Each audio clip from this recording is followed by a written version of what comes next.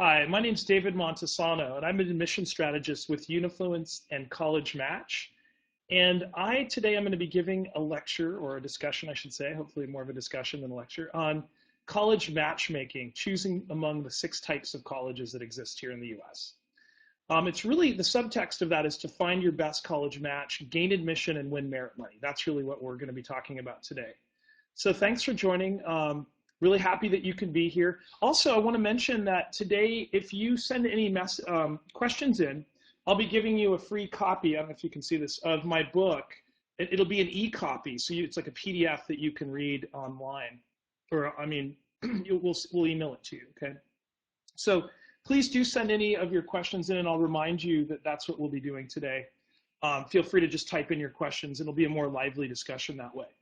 So today we're going to talk about the different types of colleges. What the starting point for this, though, really is what's your dream, right? And then what's your parents' dream for you as well? What they've done, their hopes and dreams matter a lot, actually just about as much as yours do. So what you want for your life and what they want, and the combination of those two things is really the starting point. Another factor is which skills and experiences do you actually need to achieve your life goal? Nothing's really more important. Remember this. The destination for you isn't college, it's your life. It's the job that you're going to do and the kinds of things that you're going to do throughout your life to be able to accomplish your life goal, whether it's helping others or making an impact or change in the world, being happy, or finding out who you are and where you're going. Okay, that's really your life goal, and you're going to be going to college is just a step on that path toward your life goal. Why is it important to find the right match, you might ask? Well, because about 30% of people transfer right now, and only about 60% finish in 4 years. That means that there's a lot of inefficiencies, and people are basically choosing schools pretty blindly, I would say. College is also the biggest investment after a home, and so people are making that decision a little bit, I would say not as efficiently as they might. The return on investment is greater than $1 million over a lifetime, and you're really buying a network for life. It's a graduate school placement network, a job network, and or friendship network. So it's really important to make this carefully. And right now, this is kind of the way people look at making that match. They generally put the last thing here, cost, location, and prestige first. And that's really what they're concerned about when they look for colleges, and I think that's really the wrong way to do it. My contention, I hope I'm able to convince you of this, is that your values should be the right match for the colleges. The skills and experiences you need to achieve your life goal, that's really the way you should be matching yourself with schools. And then after that, lastly, looking at cost, location, and prestige, okay, as the factors for sorting your list. Right now, we've got 6 types of colleges available here in the US. We have the most robust system because we're the current empire. So as you'll notice on the left here, the liberal arts colleges, we pretty much started with those. That's what the Ivy League was originally. It wasn't called the Ivy League, they were the colonial colleges, and they were just kind of like boarding schools, essentially, colleges that were set up to help people broadly learn or get a classical education, which was a platform for what they wanted to do in life, and it still is. It's a classical education. It's been around forever, since Plato's Academy, or even maybe older than that. Basically, this is something that helps you with writing, critical thinking, public speaking, but doesn't necessarily get you a job or give you any kind of tangible pre-professional education.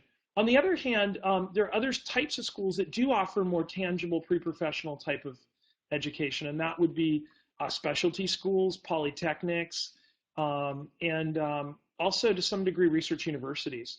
Research universities, by and large, the focus tends to be, not always, but tends to be on graduate students and graduate research, but they often also have many, many different majors. So there's a lot of choice there for people, and they can often have pre-professional stuff.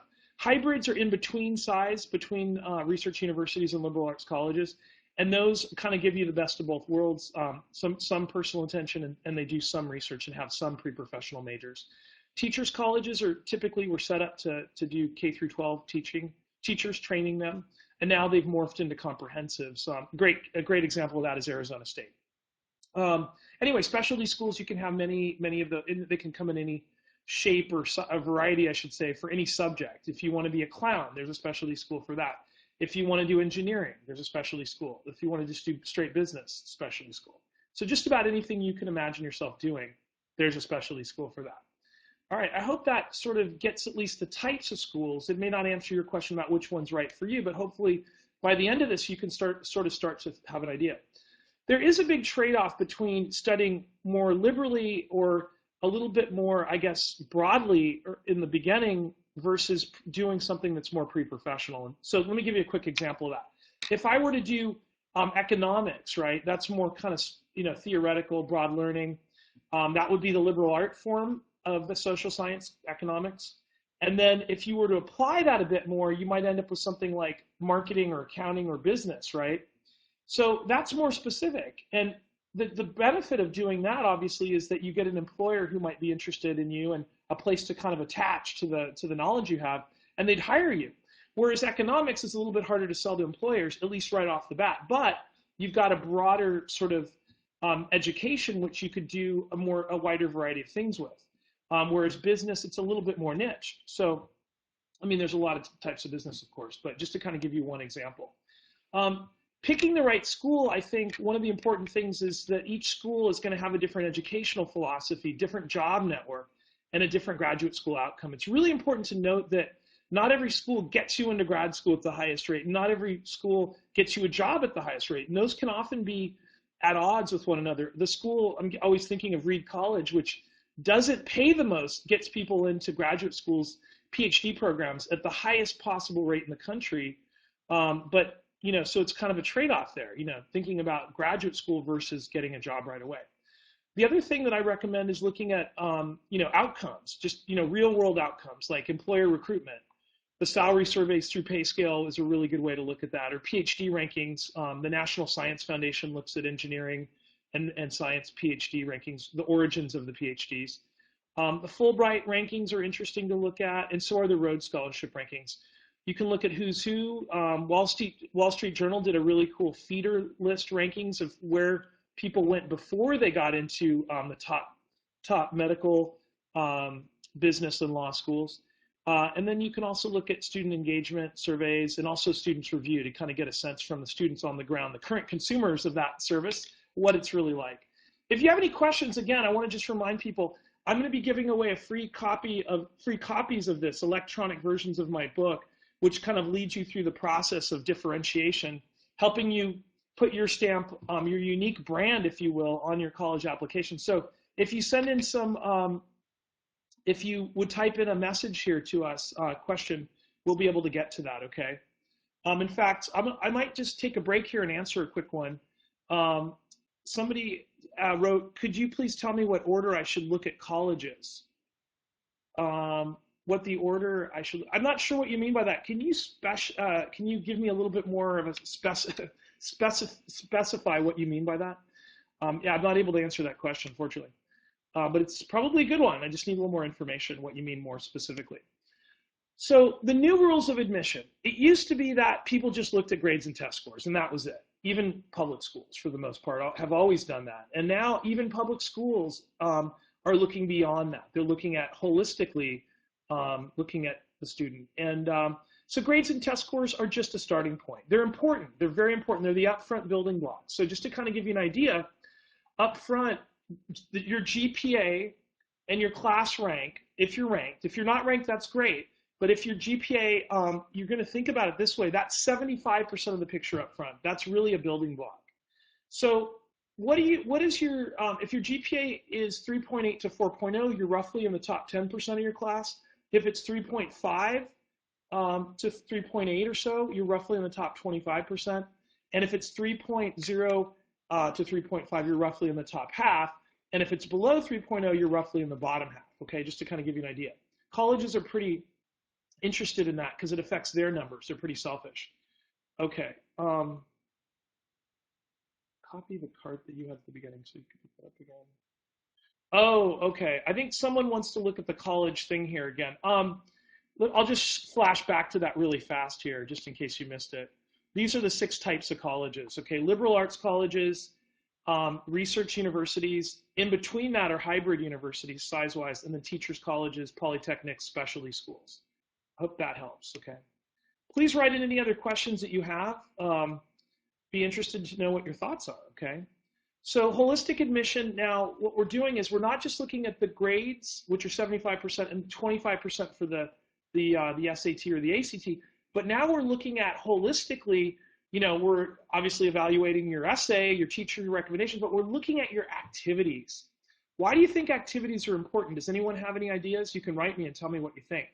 And by the way, if you write me, you'll get a copy of my book, okay? So it's actually a good thing to write in a question.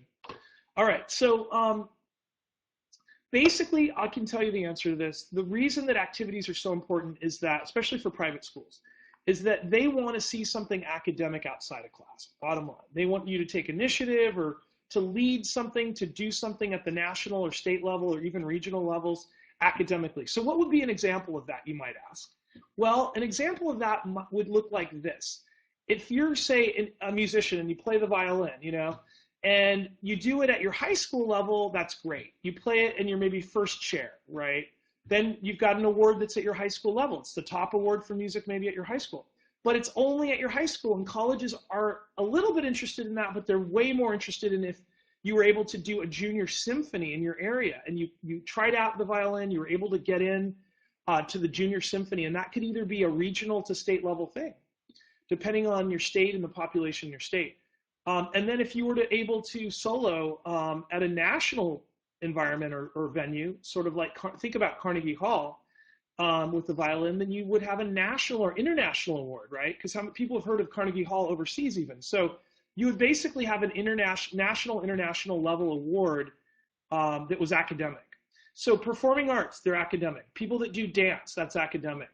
Anything that you do that relates to performing arts is part of the humanities. It's part of the idea about, it's expression, but it's also looking at the human condition, okay?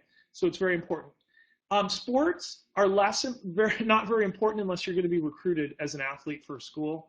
Leadership activities are secondary always to anything academic. So even if you're team captain of your sport, it's less important than if you tutored some kids in algebra, trust me.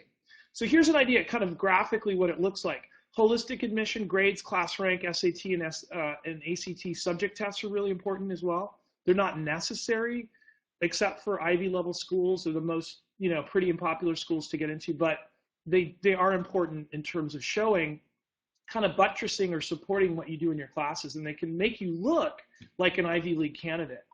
So then there's the academic extracurriculars, right? And academic first, and then leadership-oriented extracurricular second. Any questions so far? Let's see here. Whoa, we got some really good ones. Okay. Kyle says, sorry, I missed I meant the pyramid. Well, Kyle, let me flash back to that for you then. I think I know what you mean. You just wanted to know what was kind of the order in terms of choosing schools. I get it. That's why you were asking that question. And I just didn't understand what you're asking, so you asked it perfectly. So right now, people they got it flipped the wrong way. They're looking at cost, location, and prestige. Really what they should look at is, does this match my values? Does it give me the skills and experiences to achieve my life goal? Nothing's more important than that. So it requires you knowing your life goal, doesn't it? Okay, so thanks for that, for clarifying, Kyle. Okay, so where were we here? Whoops, we're gonna go to another question really fast. Okay, so from Christina, I really like the one school's atmosphere, but it isn't a top of the line education. Another college is amazing. In my degree, whoops. I'm trying to open this, sorry. Is not amazing in my degree, but I can't read the rest of that. Anyway, well, let's see. I'm not sure. Okay, I'm not sure what that is. Anyway, let me answer this other question by Danique. Because activities show how much leadership or interest of yours. Oh, they're answering that question, I think, for somebody else. Okay. Okay, one other person asked the question. Caroline says, how common are face-to-face interviews with admission officers, and how can someone prepare for these? Great question. Let's get to that a little bit later, because I do want to answer that, but it's a really, really great question. Okay. So we'll keep rolling here. Now, let's talk about admission in general. So most people think, hey, if I look at an admission rate, that's the chances that I have of getting in, right? Absolutely not. That's completely wrong. Basically, it's a blended rate. So if Harvard's at 5% overall right now, which it is, that doesn't mean you have a 5% chance of getting in. It's actually a blended rate. If you're a flag and tag, meaning you're an underrepresented minority, a recruitable athlete at that school, and the coach is talking to you and you're seriously being recruited, or your mom or dad went as an undergraduate and you're a legacy and they do factor that in, then your chances might be above 5%. At Harvard, you might double it for some of those groups, okay, maybe even quadruple it, depending. Now, the rest of people, 40% of the class is going to be taken up by these flags and tags, legacies, athletes, minorities that are underrepresented. So Asian Americans at some schools are a minority and some they're not. You really want to make sure that you're underrepresented. That's the key. And a good way, a rule of thumb is just to look it up, and you can look at college data or US News and it'll say, a number, percentage that are African American, Native American, Asian American or Latino. And if your particular ethnicity is below 10% or 10% or below, it's going to be pretty underrepresented, I would say, and that will help you get in, okay? Give you a bump.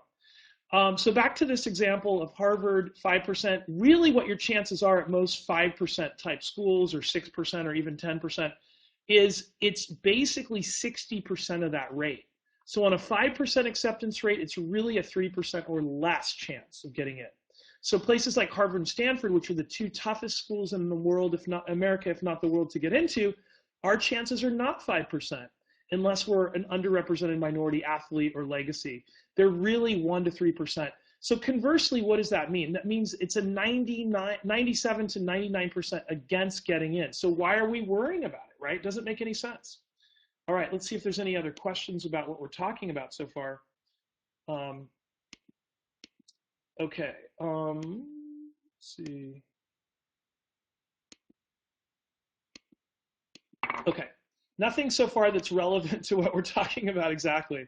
But maybe I'll take a moment just to kind of answer the question from earlier about interviews, just really fast. So when a college interviews you, it can't really hurt your chances. That's the one thing. You can't blow an interview. You can't, it can only help you. It can't hurt you. Here's the irony. Colleges that are difficult to get into, places like Harvard, the interviews, great people that would get in may interview poorly, and people who are great interviewers just won't, typically won't get in. But sometimes it depends on the philosophy of the school, but generally speaking, the admission interview doesn't really have much of a bearing. The more difficult the school is to get into, it has less and less of a bearing on that. Now, the easier the school is to get into, the more they might take into consideration things that you talk about in the interview. There's definitely a way to supercharge the interview, which I recommend, okay? And that is this. Take a note. Basically, what you want to do is figure out where your strengths line up with their weaknesses and market directly to their weakness. There's nothing else that's more important than solving a problem for that school. So, for example, if you're looking at Stanford and you do the research and you figure out that Stanford's really much more a school based on, it's based on, modeled after Cornell and MIT, more of a polytechnic research, German model research university. It's not affiliated with a church, never has been, never will be.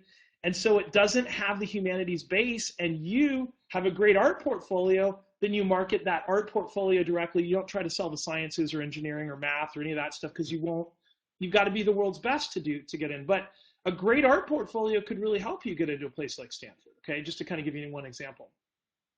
If you have any questions, please, want to see that question and answer button light up, because again, we're going to be giving away the book, okay? So it's an ebook version. It's going to be a PDF that you can read, an electronic version, but it has all the secrets to getting into the school of your dreams in there, okay?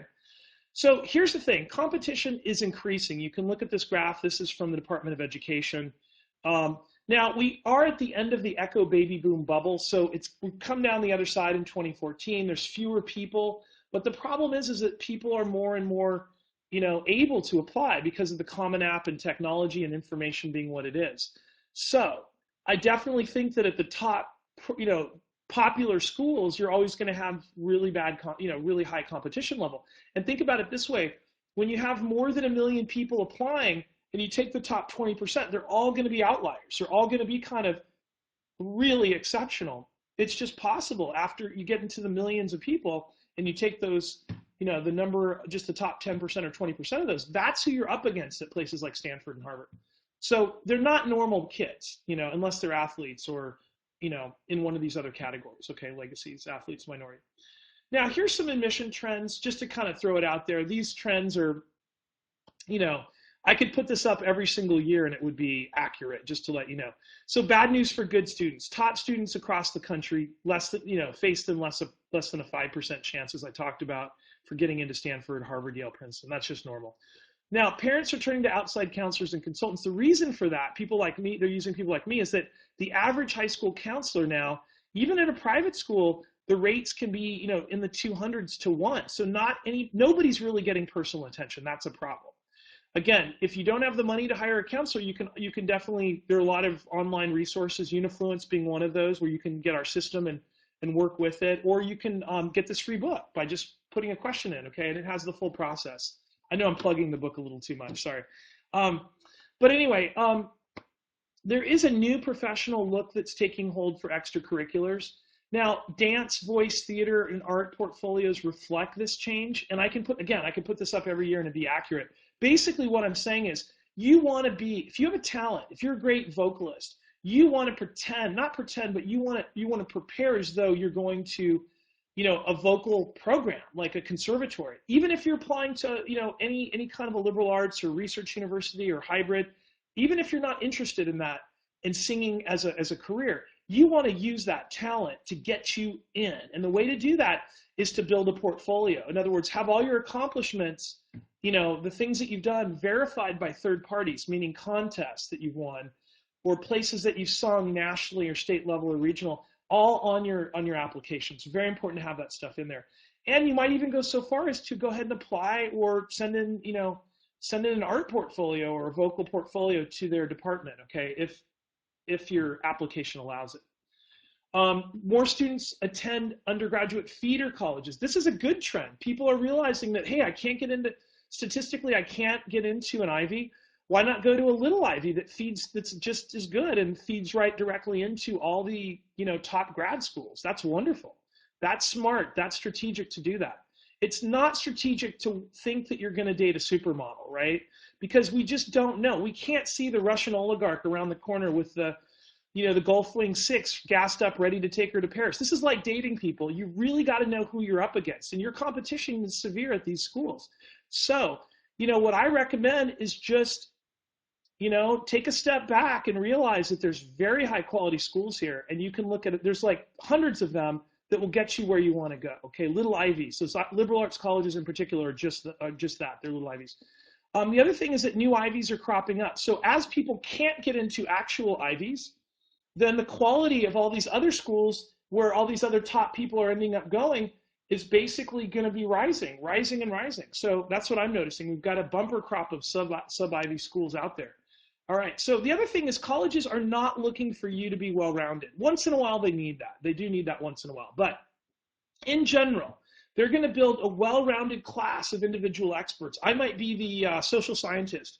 You might be the humanities person. Someone else can be the actor. Someone else yet will be the athlete or whatever. They're going to build a well-rounded class of individual experts. They're looking for diversity, and being able to prove your value, it needs to meet their need and provide diversity, and that's how you get in, okay? Now here's the competitive dynamic. I love this slide. This slide really says it all. You on one hand, them on the other, they don't care about you because you're not real. You're an application. That's all that matters to them is their unmet needs. And you have to do something about it. I know you probably don't want to. It's not really in your thought process right now to do that. But you've got to figure out who you are, what your life goal is, what your values are, what your needs are tangibly, educationally, socially, and moreover, what your points of difference are versus other applicants, typical applicants, so that you can sell that and bypass the weaknesses in the applicant pool to meet the unmet needs at that school. And when you do it, you get in. That's the key to getting in and winning merit money, okay? Here's what I recommend on the college visit. I think someone had asked me about this. How do you do the visits? Interviews, are kind of similar. You spend half a day at each school. Go when school's in session. Interact with students there. Make sure that it's, the school's the people, not the buildings and the surroundings. So go when they're in session. Learn about their needs. Each college is unique. Try to dig up dirt. Find out what's wrong with the school. Talk to the students and say, hey, what do you like about this school? What do you dislike, or what would you improve upon? The dislikes, that's gold. That's the stuff that you can then factor in and look at how you can position yourself to solve some of those problems. Colleges don't admit you, they admit your application. There's electronic apps, everybody's using that. People are applying to more schools. You can apply to fewer schools. I don't recommend a huge shotgun approach, okay? I mean like 10, 12 schools is good. Concentrate on the 20% of things. This is important, people. Concentrate on the 20% of things that matters, and that's really the essays, your academic awards and honors, and your activities. The activities should be academic. I repeat, academic, not leadership first. Lead with the academic extracurriculars, not the leadership first, and you'll really get far. You want to use your activities to basically amplify your academic awards and honors, not bury them. Don't lead off with sports in your activities. That's just not a good idea. Nobody cares. Everybody's doing sports, especially here in America. All right. Use your research in supplemental essays, okay? Research the schools, find out what the school needs, and then talk about that in the supplemental essay. And also obtain outside support, via teacher recommendations, obviously. All right, supplements. What are those for? Basically, you're going to tell each college why you're applying to their school. It can also showcase a unique talent, include a portfolio. You can do an audition on the side. That's all supplemental stuff. That's really critical stuff to work with, okay? Just to kind of give you an idea. So let me go back to that for a quick second. Basically, what you're trying to do with the supplement is answer the question, why X college, okay? So what you've got to say is, here's why I'm attracted. Here's the value that I bring. Here's the value I get in return. I can't get it from any other school. It's a professor, a program, a class, whatever. And for all these reasons, this is the only college for me. And if you could say it or show it even better, right, through early decision, say, if accepted, I will attend. That's the most important thing. It's kind of like dating, right? If you say something, if you tell somebody that you love them or you bring them a ring, it's the most powerful thing there is. And it's really because you're committing. The second you commit to them, then they're much more likely to commit to you. It's just the power of that. That's magnetism, okay? And you're just, as a candidate, you've got to create your own magnetism around your application, okay? So what do you think colleges are looking for when they read your main essay, right? Well, it's important to note that you can't really tell anybody about who you are. You shouldn't really worry about selling. You want to sell yourself without selling yourself, okay?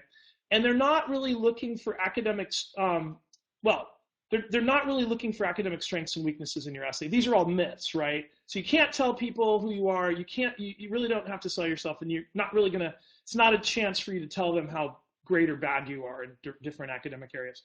Basically what it is it's really much more about making an emotional connection.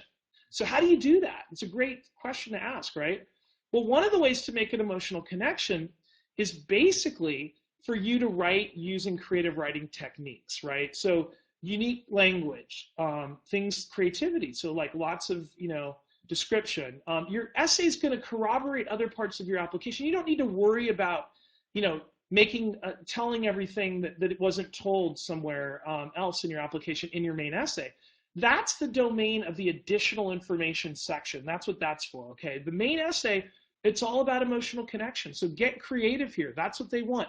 Your job, if the main essay, is to emotionally connect and entertain your audience. Make them laugh, make them cry, make them feel some emotion for you. If you don't do that, you failed, okay? I'm serious. So really work hard on that because it's a really great opportunity for you.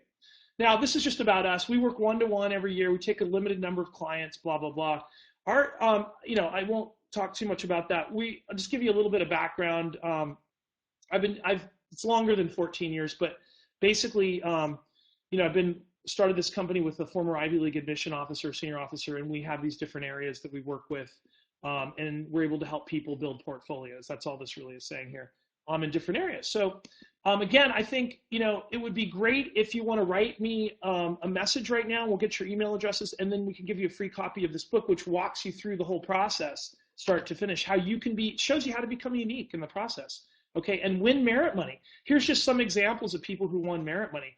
An average for people who follow the Montesano method is about $57,000 off the bill at a private school, but not a reach. Remember, people, this is for switching you away from your reaches, so it's an economic incentive for you to go to a safety school or a 50% chance school, okay? Again, you can email here. Here's the email address. If you want to email me directly, you can, or you can, we're going to harvest your emails from the questions here. Okay, so either way. Now, let's go to the questions because we have some time here. Wow, went really fast there. So I'm going to go through and answer some of your questions. All right. So let's see. Somebody said, I really like one school's atmosphere, but it isn't a top of the line education. I guess the question is, Christina, and you might want to write me back here, how do you define top of the line education? I mean, are you, at your age, do you really know if it, whether or not it's, are you just looking at rankings? I don't believe in rankings. I think you should form your own rankings. Don't worry about other people's rankings, or use a bunch of different rankings to come up with your own. Now, the rankings typically aren't based necessarily on outcomes. They're based on stuff that maybe doesn't even matter. So, you know, some of it might, but some of it might not matter to you. So you got to get your own rankings going, and that takes time. In the book can help you figure out your own rankings. Okay. All right. So, but I hope I helped to answer that question. It says, Danica wrote in, because activities show how much leadership or interest you have. Right. Exactly. That's really important. Someone said here, how common are face-to-face interviews with admission officers? That's Caroline's question. And how can we prepare for those? Basically, as I said before, I hope I answered your question previously, Caroline. What you want to do is you want to basically do the same thing you do in your supplemental essay. Do the research on the school, find out what their weaknesses are, and then talk about what makes you attracted, give a concrete example, and say, tell them what value you bring, which should resonate with the weakness there. The value that you bring, give a concrete example of that value, a proof point, meaning a teacher said something about it, you won an award, you got published, whatever it was, to cement, you know, the proof that you actually, you know, are an expert on that thing. And if you don't have those, just use a teacher's comment. You know, if you're just saying something like, I'm a top math student at my high school, you know, and I'm a top algebra student, and then the example might be, for example, you know, on you know, some kind of algebraic equations, I got, you know, 100%, you know, on this paper or whatever. I was the top student in the class in, you know, parabolic equations. I'm making this up, but you get kind of the idea, right?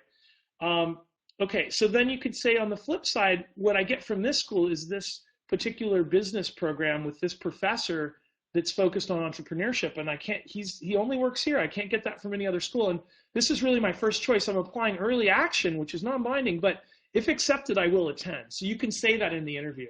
That would really supercharge the interview. Remember, schools will never get tired of hearing about your value. It's like, literally like catnip to them, right? It's pure protein. If you keep saying over and over again, I'm the top algebra student, you know, you could repeat that 5 times and they're not going to care.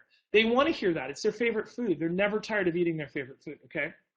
Keep in mind. So Danique asked, are in-school electives included, for example, art and band? Oh, for the extracurriculars, right? Yeah, absolutely. I mean, as long as, you know, extracurriculars can be things just outside of class, really, you know? So it could be in school, but outside of class. Absolutely. You know, and if you're first chair with a particular instrument, that's important, right? Absolutely. You want to put all that stuff down. It's, you know, so they'll understand. Okay, so someone asks here, Brianna asks, do employers prefer individuals that graduate from research universities over those that graduate from liberal arts colleges? Great question, Brianna. Well, it depends on the employer, but in general, the employers prefer to hire people. I mean, just looking at it in the aggregate, from universities where they have tangible things that they can, you know, skills that they can purchase or acquire. So things like business, accounting, you know, marketing, public relations, engineering, finance, you know, all that stuff. So even at the big research universities, if you majored in a liberal arts subject, and it's not a liberal arts college, because liberal arts colleges are 1,000 to 2,000 students. They're like big boarding schools in a way. But basically, those majors might have just as much of a problem. Like if you're a history major at, say, University of Washington, you might have as much of a problem getting a job as if you were a history major at Whitman College in Washington State. But again, the thing is, employers know University of Washington, they don't really know Whitman. So by definition, a research university would be probably a better place for the first job. You know, but then again, if you want to go to graduate school, going from University of Washington to their own grad school, like the business law and medical programs, is much, much harder. Whereas Whitman grads always have an advantage getting into the University of Washington. In fact, they're the #1 feeder school into the University of Washington Medical School, which is a top medical school, is from Whitman, not from University of Washington. Just give you an example, okay? So it's kind of a trade-off there. How can international students deal with the new atmosphere of the university, says in Maine. I don't know exactly what you mean there. You'd have to clarify that a little bit for me. I'm just not sure. Yeah, somebody else. Okay, so Paola asks, as for transferring to another college, what are the main points that we should see in the years? What are the main points we should see in the year's universities?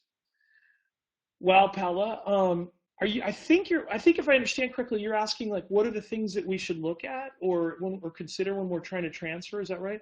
One of the things you should consider when you're choosing universities is that transferring breaks your network up. So it's not optimal to transfer. But if you have to transfer, then what you want to do is make sure that there's room to transfer. And there's ways of looking that stuff up. Like there's some websites that have transfer rates. Big Future, I think, has some transfer information. You want to see what the average, you could call the schools too and find out, but the average admit rate for transfers the previous year was, and it won't mean that that's the average admit rate for you, but it'll help give some idea. The other thing you should look for is probably focus a bit more on your major, right? Because you're going to be going into that.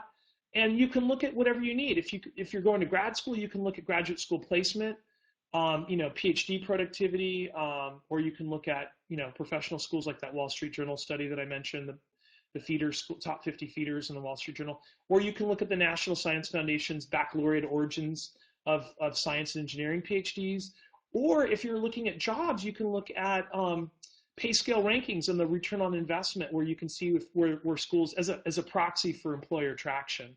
So I'd recommend all that stuff. But really, if you're looking at it, figure out what matters more to you and then look at the schools. I hope that helps.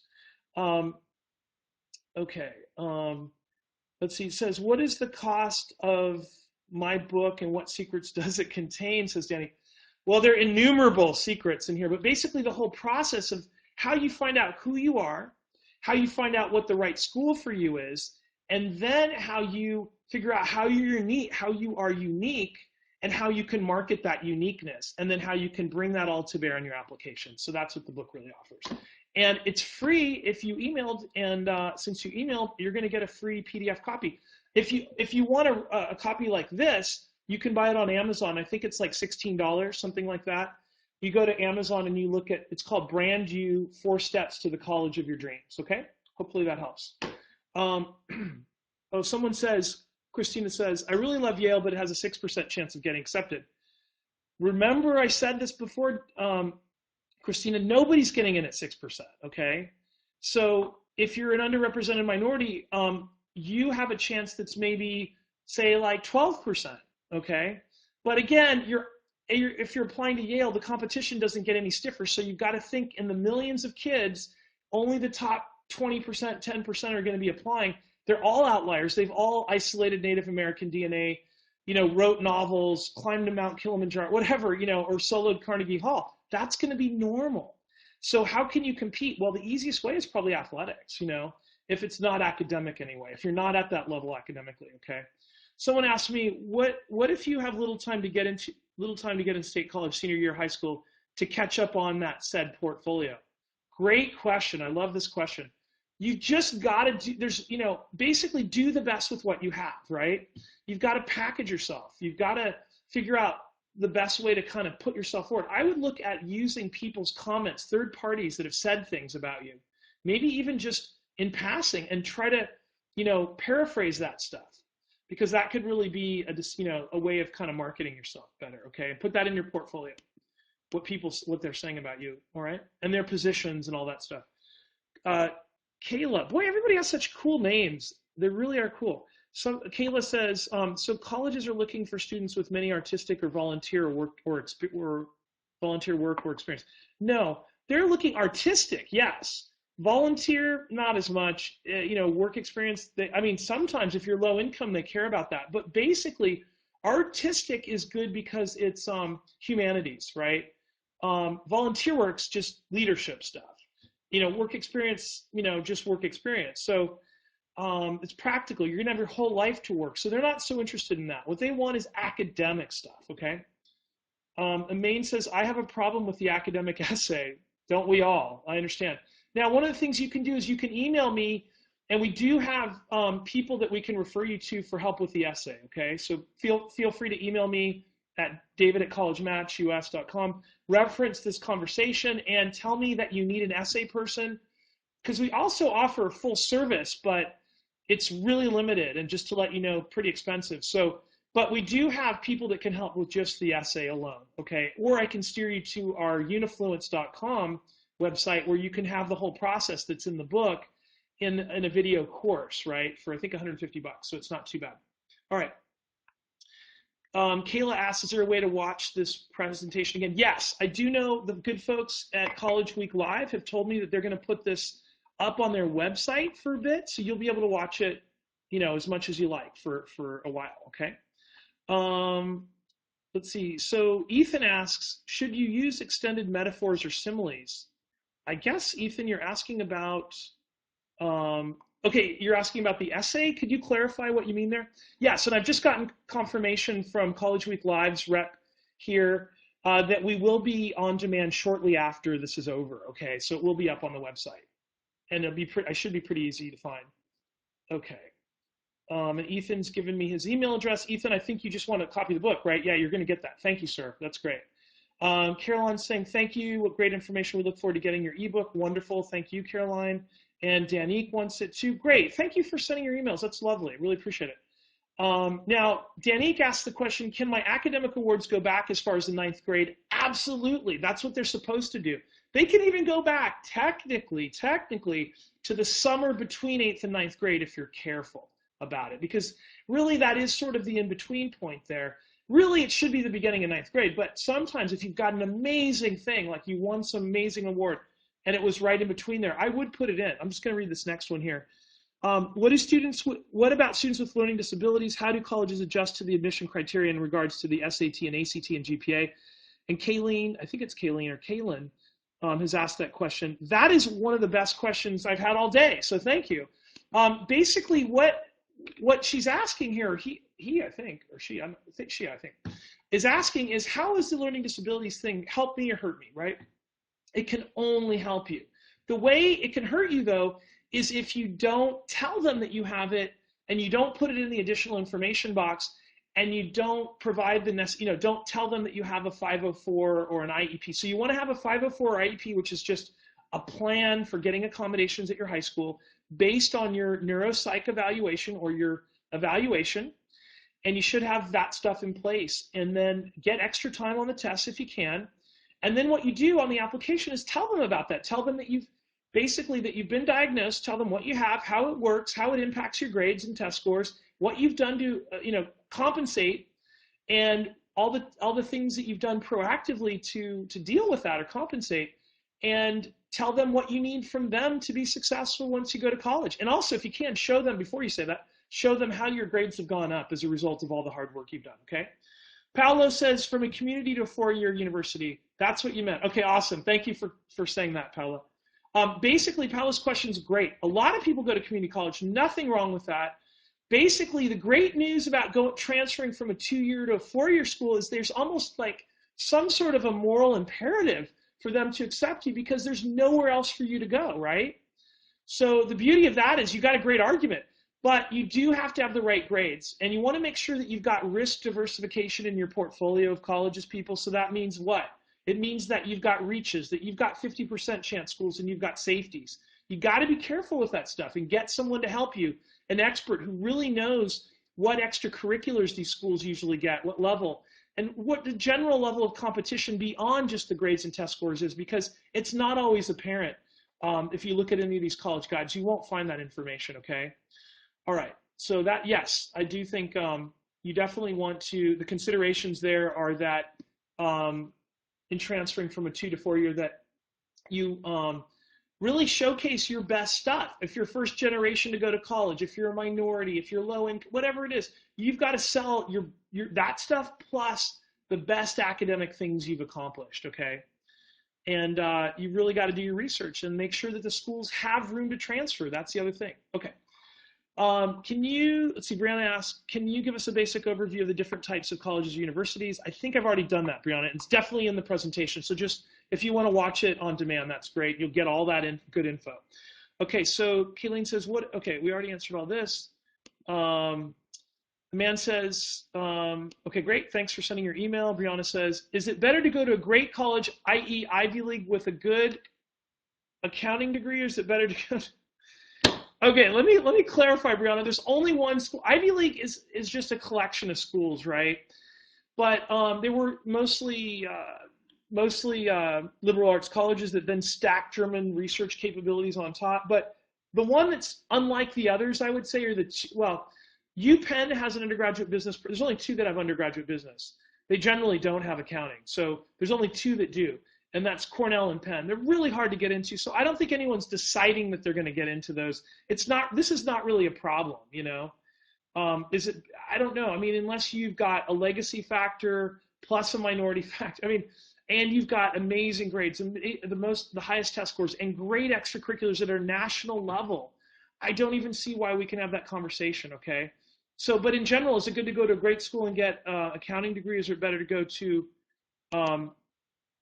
a good college with a great accounting program? Oh, I see what you're asking. Okay, sorry. So is it like based on the college's reputation or the department or major's reputation? For accounting, I don't, basically I would say go where the department's good. I mean, you're going to be an accountant. It depends on what your aspirations are later, right? I mean, I can't answer that question without knowing you better. That's really my answer, but it's a great question to ask.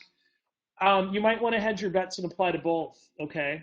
Since you don't know, and right now that might be your safest way to go. Okay, so Cameron asks, how important is GPA versus ACT and SAT? GPA, as I said before, Cameron, 75% of the picture. ACT and SAT, either one of those, about 25%. Yeah, and so you said, I've heard that both matter, but can either change a decision in getting selected for college.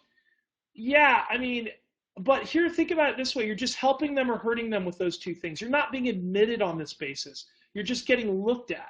So yes, if you have a high SAT or GPA, a high SRT or ACT or a higher GPA than their average, then yes, that can help you get in significantly, surely. Okay, so yeah, great. You bet, Christina. Elena says, I have a 504 and I've already filled out the SAT form but haven't taken it yet. So is it too late to get extra time? I don't know. I can't answer that question, Elena. You've got to take that up with the SAT folks, okay, College Board. They should be able to help you with that. Just because I don't know. I don't know, I know the exact dates of the next ones, but you've got to talk to them about seeing if you can get that in on time, right? Maine says, I've asked many American universities about an exchange student program, but few of them give an exchange. Why? Great question. I think a lot of American universities do exchanges. I don't think, but it may be that the ones you want to do it with don't have an exchange with your college. Maybe that's the issue, So they only typically do it with specific colleges in only, specific countries. So that might be part of the issue here, right? I don't know the college you're at, but that's probably the problem. So yeah, sometimes that can be an issue. I understand, and I'm sorry for that. But maybe your best bet is to do a graduate school degree in the US. That's what I would say. It opens up quite a bit for internationals. It's only 10% for undergrad. There's only 10% of spots, and then it opens up, to 50% roughly of the spots for grad school. Okay, somebody else see here. Deshaun Kwan says, as for colleges, and I know I'm butchering your name, sorry. As for college applications, would you tell each and every college that you'd attend if you, yes, great question. That clarify that you'll be committed to attending each of them, even if they accept you.